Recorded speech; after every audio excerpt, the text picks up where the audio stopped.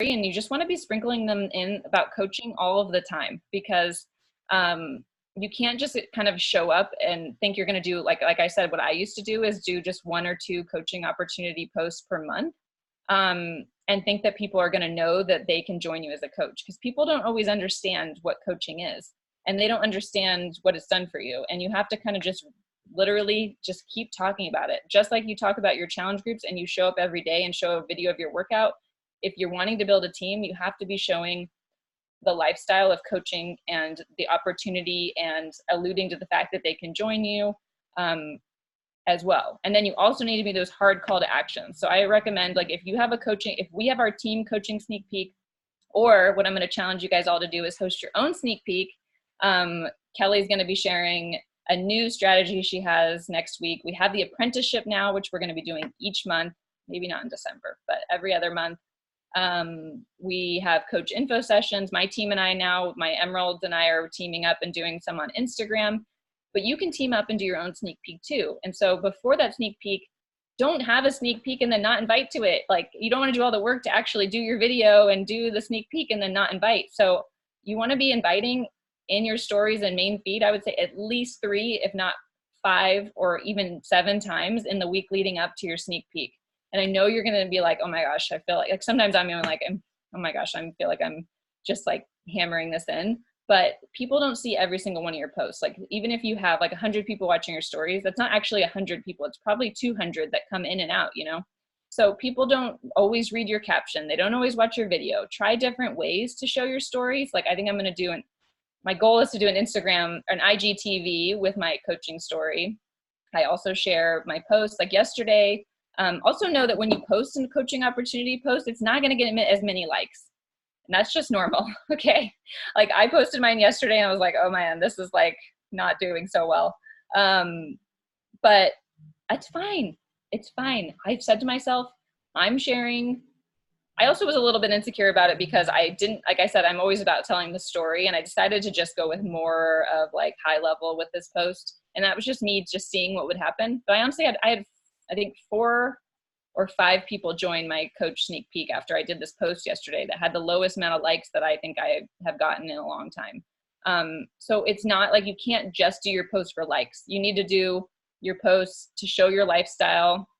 And then you have to do those right hooks, as we call them, but those little sprinkling ones or jabs. And then you need to right hook them with an invite and a clear call to action at the end. You need to say, make it very clear. If you want to work with me, if you want to join our coach info session and learn if coaching may or may not be for you, please follow this link. Please DM me. Do this. Like, you can't be vague, because I've actually been like trying to kind of look at that. Like, when I see other people in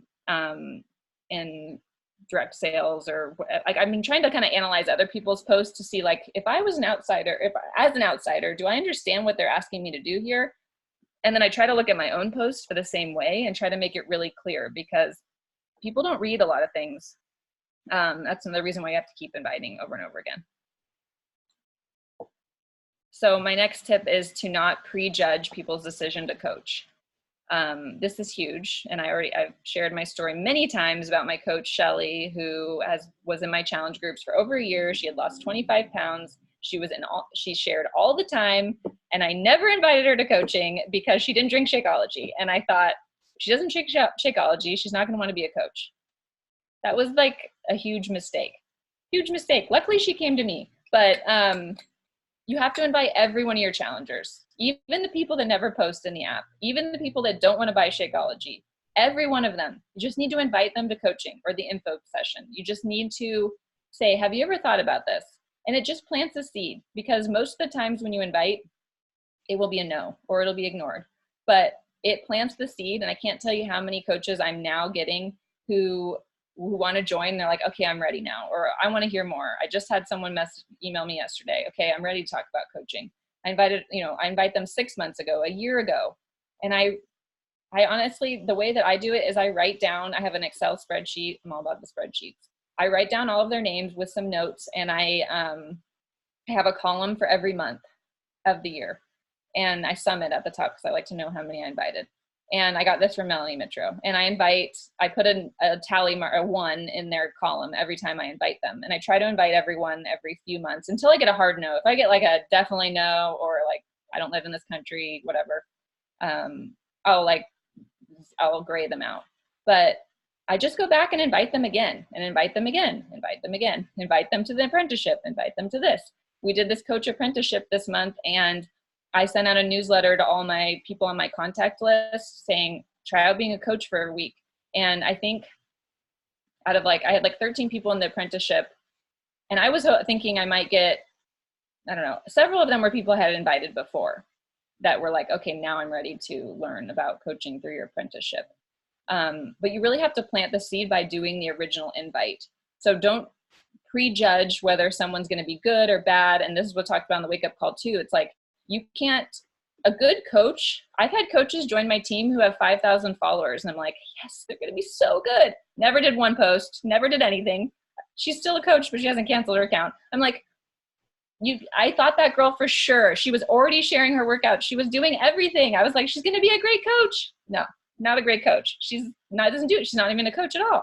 So you can't prejudge anyone. Then I've had other people who like never post on social media ever, and then they learn and they grow. You just it's all about their motivation and their heart and their desire. And honestly, what it really has a lot to do with is how bad they want to change. Because someone who's super comfortable in their life, who enjoys posting on social media, if they're not committed for some reason to coaching, either the community brings them in, or they need the money, or whatever it is, their why isn't large enough to when they're in the beginning and the hard part. And so they might fall off anyways. You just have to never judge anyone, and just give the opportunity to anyone who wants it.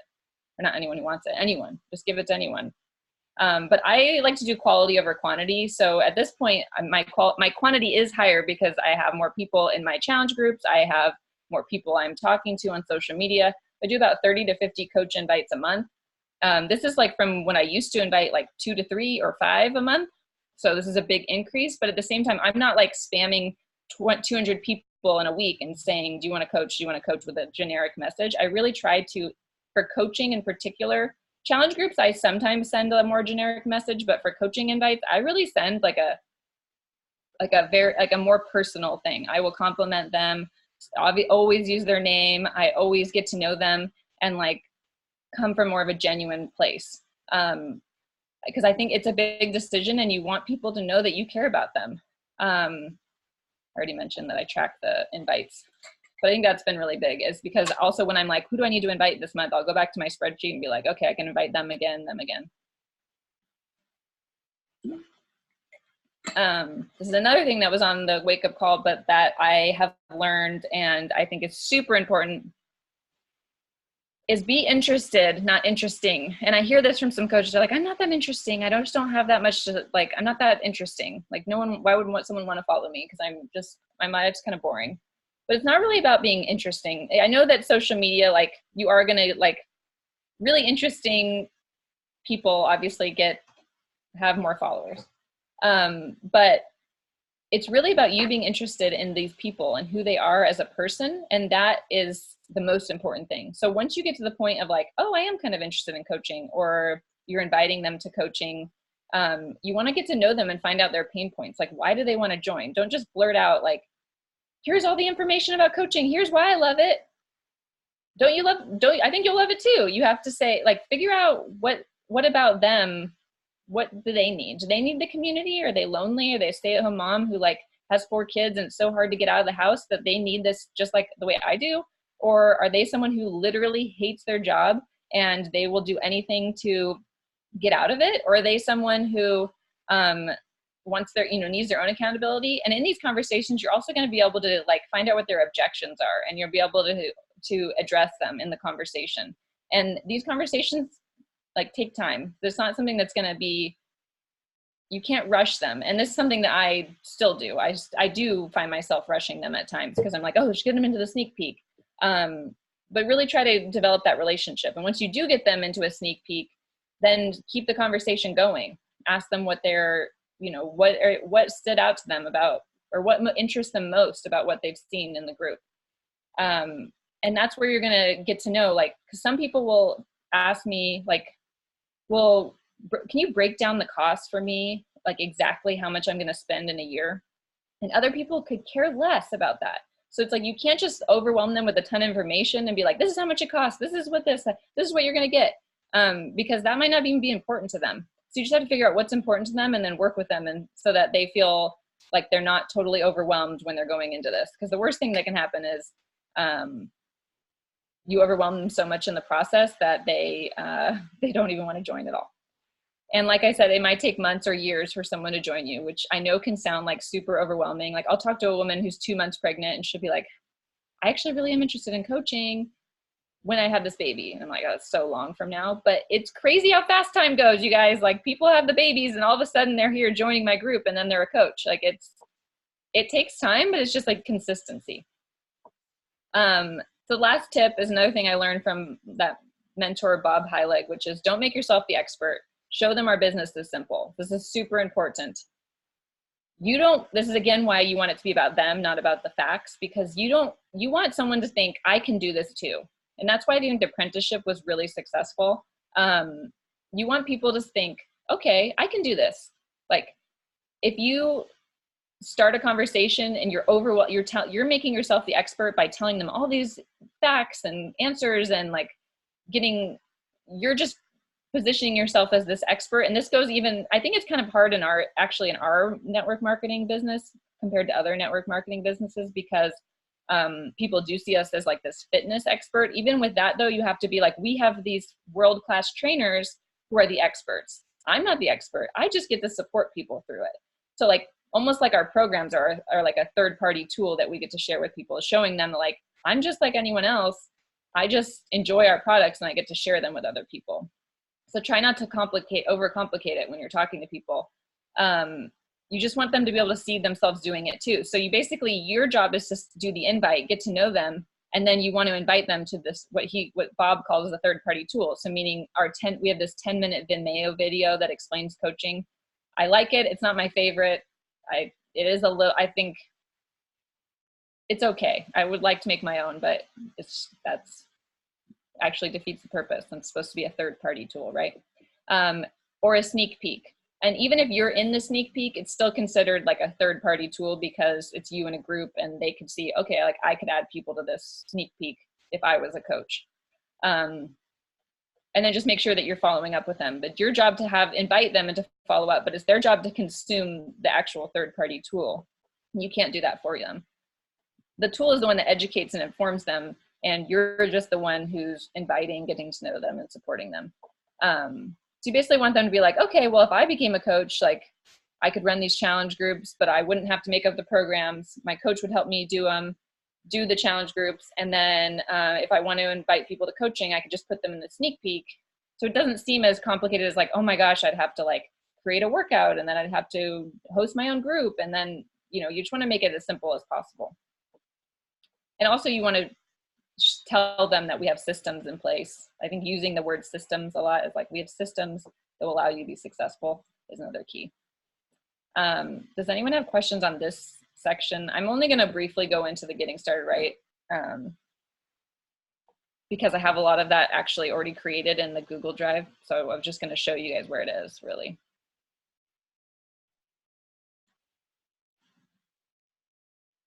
Does anyone have, I can't see the question toolbar for some reason.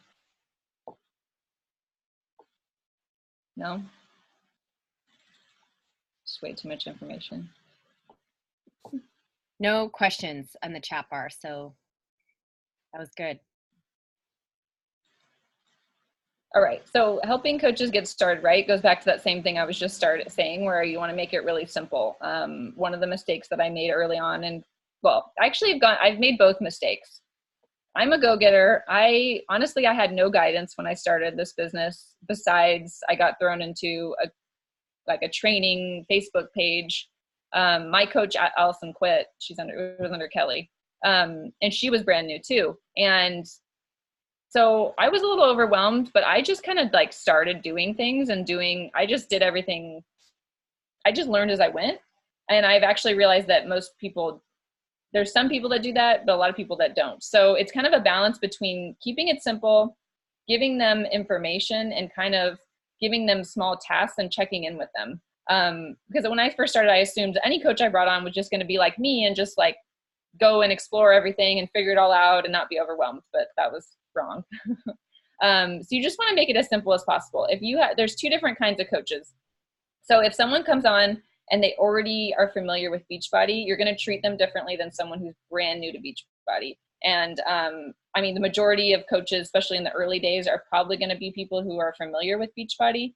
And if someone isn't, I recommend that you put them in our coach apprenticeship first, because that'll really help them get to know it. And then you could move them immediately to the second step that I'm talking about. But I really want people to experience a challenge group first. So if they're like, I've never done anything before, but I want to be a coach, I really want them to do the challenge group themselves, or at least even 1 week of the challenge group before I go into the details of like what they need to do next. And I just tell them to like start working on themselves, and then we'll check in 1 week after.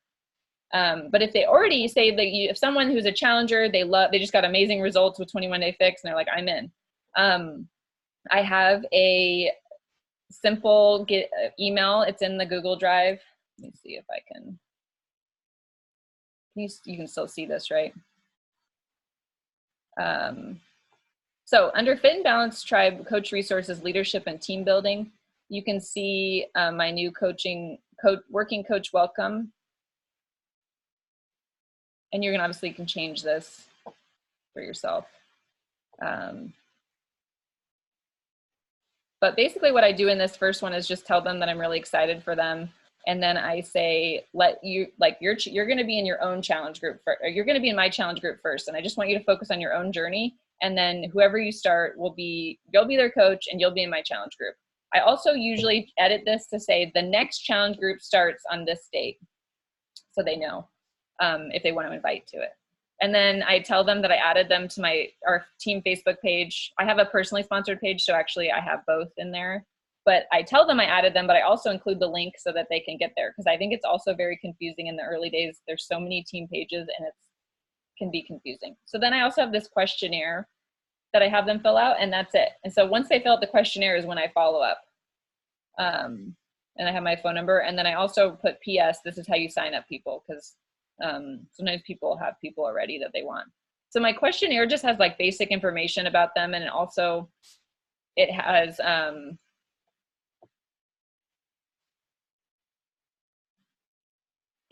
asked them their biggest fears and concerns, because I always address this on my Getting Started Right call.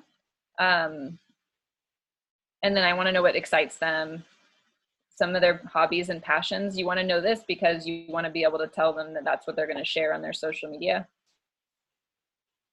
And then I want to know how serious they are about coaching and how much time they can commit.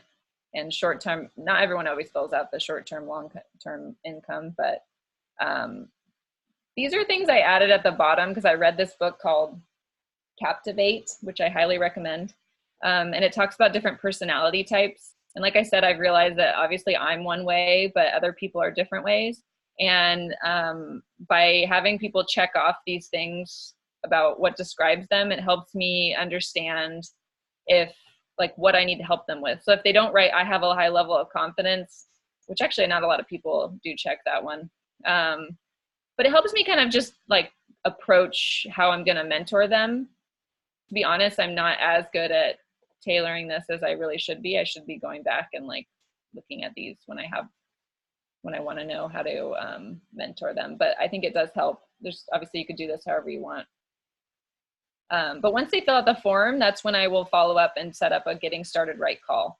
And if they don't fill out the form, then I don't set up a Getting Started Right call. I will remind them about the form, but if they just never fill it out, which does happen, then I tell them, I just keep them as a challenger and I don't move on to the next step, because if I've reminded them a few times and they don't do it, then I'm like, well, you're not at the point where you want to be working coach.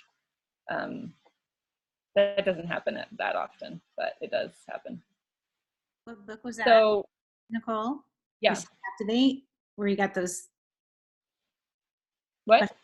That last question that you did in your questionnaire, by getting to know your. Oh, the boxes. Yeah, where did you get that from? So it's a book called Captivate. I feel like I have it around here somewhere. I think I have Um, that. It's like, I think I have the CD.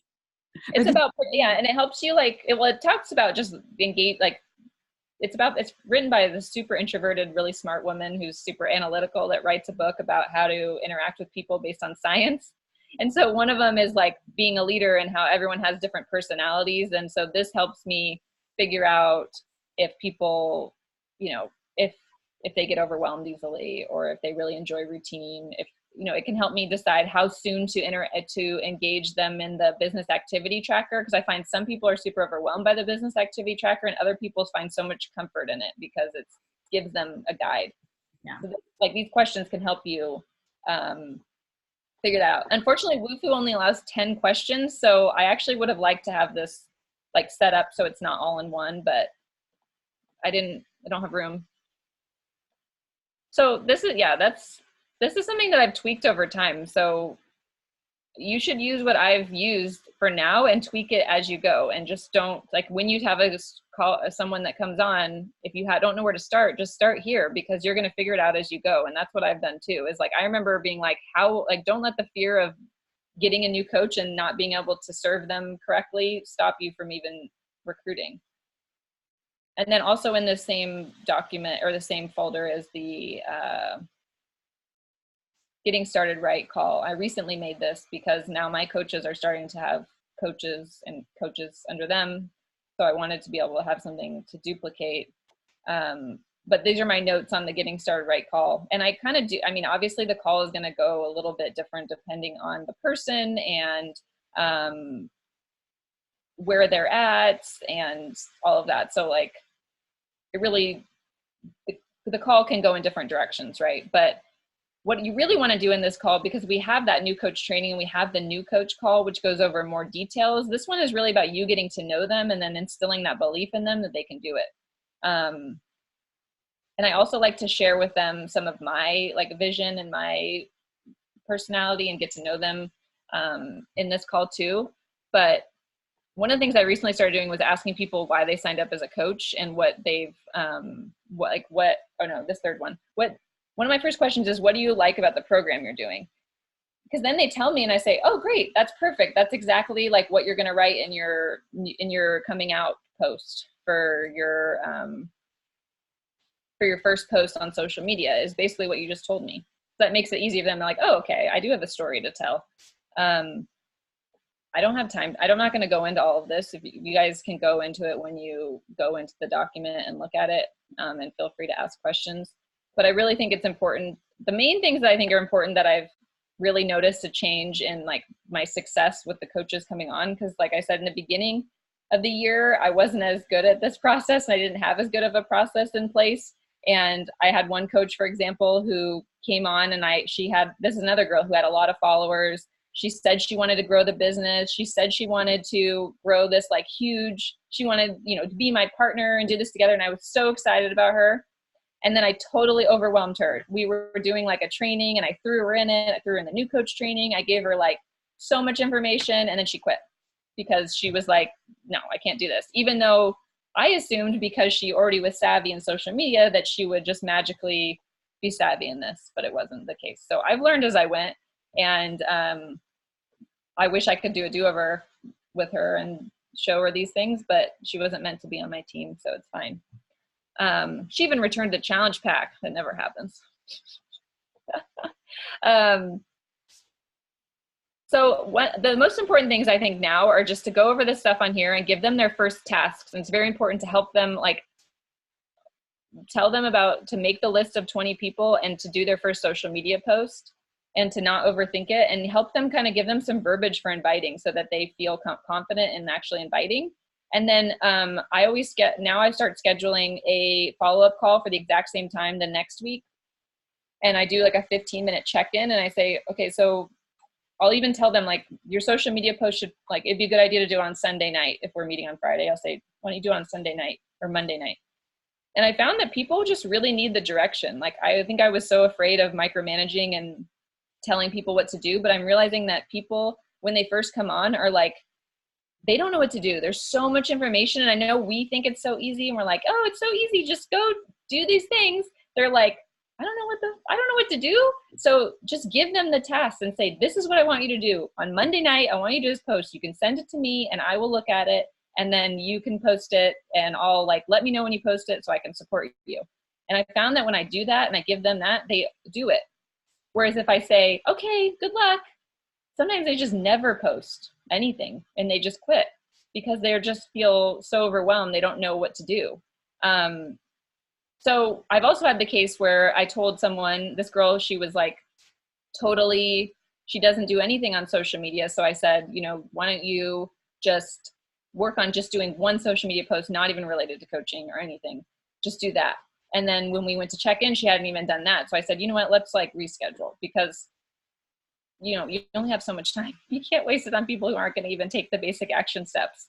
And that's something that's come with time for me. Cause like I said, in the beginning, I was dragging people along and I was just like, I want this for you way more than you want it for yourself.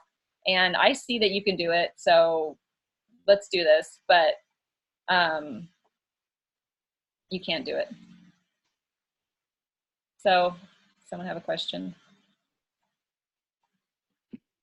I just want to reiterate because I think sometimes, you know, when you guys come on board and you're so excited about sharing the opportunity, but then there's always this limiting belief of, okay, but now what do I do with my coach? What do I do? And it's like, if you just follow what Nicole just did, it makes it so simple. And I would recommend Woofu forms are free up to a certain point. Like you get 6 free, but I've been doing Google Docs. Those are completely free and you can do the exact same thing. Go look at hers and you could replicate exactly what she just did and maybe tweak it to your own liking. I'm going to add that. Delgado.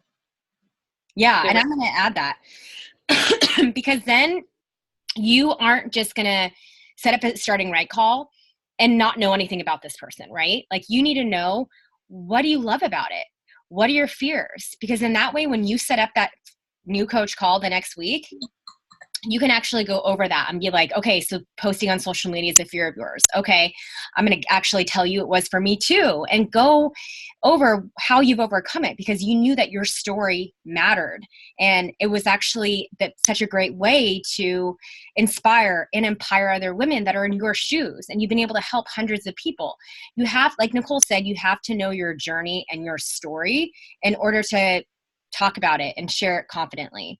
So the other thing I want to just reiterate, because this is so important, is that you guys need to know where our Google Drive is. We have it underneath announcements like Nicole showed, and our Google Drive is where you can even attach that link to your new coaches at some point. But that's not something I would do right away either, because the more that we give them, the more they're like, oh my God, I cannot do what you're doing, because they're already thinking, how am I going to do a post 3 times a week when I'm not used to posting at all and sharing my journey? And then you want me to go and like add all these people and you want me to be in this group and this and that. So it's like, you have to just keep it so simple in the beginning and let them know, like Nicole said in her email, the first thing I want you to do is to make sure you're doing a group or, you know, a program.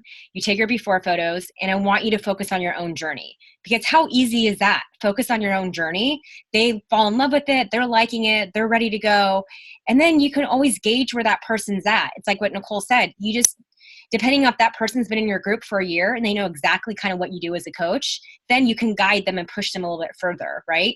But if they're like brand new to our community and they're getting added to our team page and added to this and that, it's almost like they're thinking, oh my gosh, who else is not busy? We are all busy women. And so you have to put yourself in their shoes in the beginning and kind of look at it from their perspective and go, okay, even though you're so excited to help them and give them everything, because we have so many tools in our, you know, and resources in our team page and this and that, I think you got to take yourself back and just tell them that it's simple, simple, simple.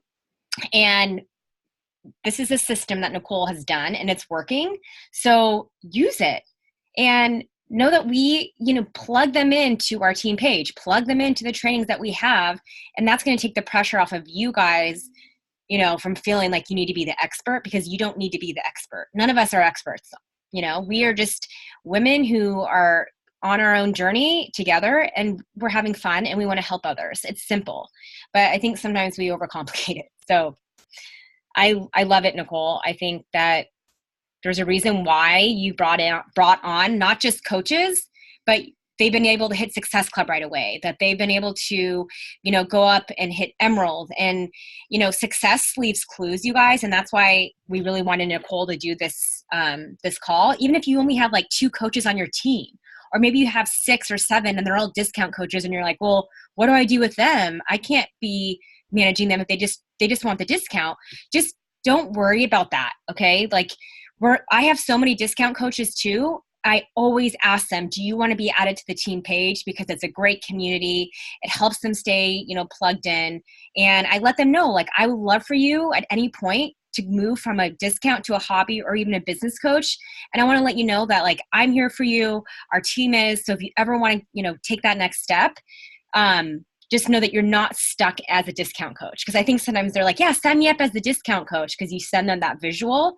Make sure that you let them know that it's a gradual increase to hobby or business, because that's how most of us started, right? Most of us probably said, I want the discount. Why not? I'm enjoying it. And then you gradually got like, okay, maybe I'll share it. Okay. That's how a lot of people are. So, yeah, I know there was a lot of information, but I am thankful for you, Nicole, for making this simple and easy. And I think it's going to help a lot of us. Yeah. I just encourage you to just keep trying and just know that you're going to learn as you go. And I think with recruiting in particular, it's a long haul. I know we say that about inviting just challenge groups, but I know coaching, I definitely get coaches out of the blue, from a challenge group. Like Rose was an amazing coach who like joined the group, had results, was like, I'm in. And then she was awesome. And I'm like, oh my God, you're a dream coach.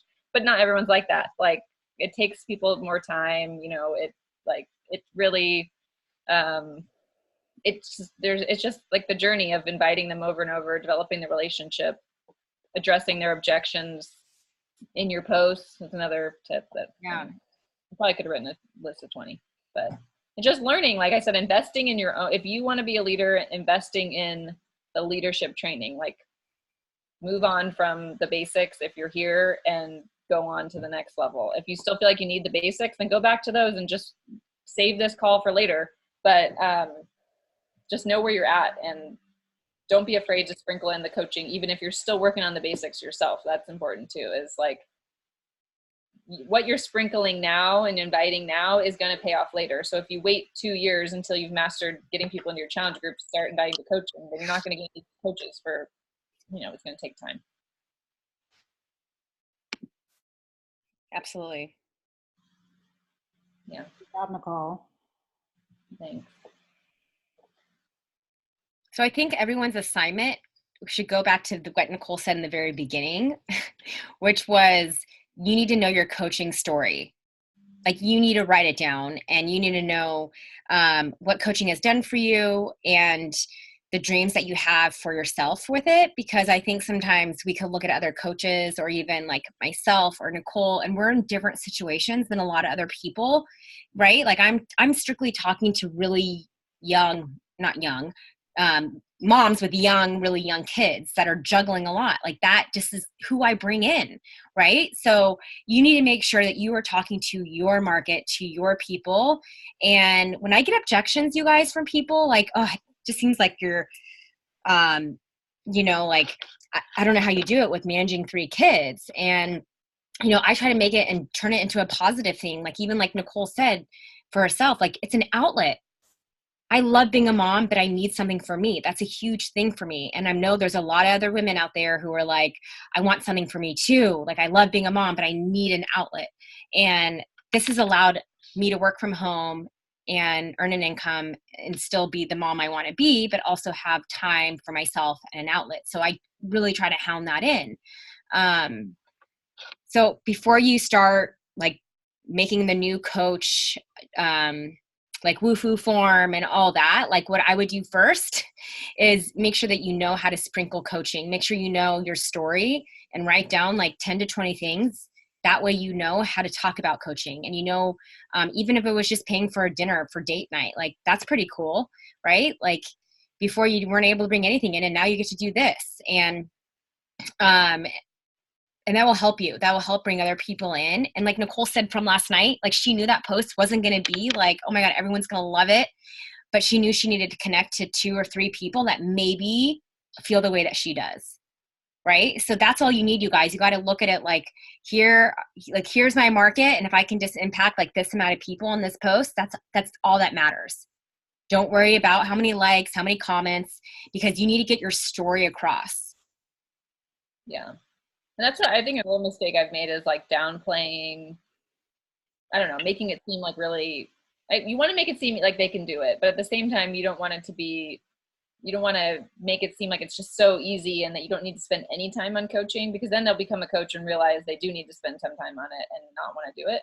So I've been embracing more of my type A achiever personality and sharing more of that, because I'm like, I want that, like when I worked full time in accounting, I also did an unpaid internship as a wedding planner while I was training for a marathon. Those are the kind of people I want. Like, I want the people like me who just like to pile up 40 things on their plate, because I think those are the people that do the best. So like, instead of skirting around and finding the people who have all this spare time sitting around, look for the people who don't, because those are the people who are going to do the best. Yeah.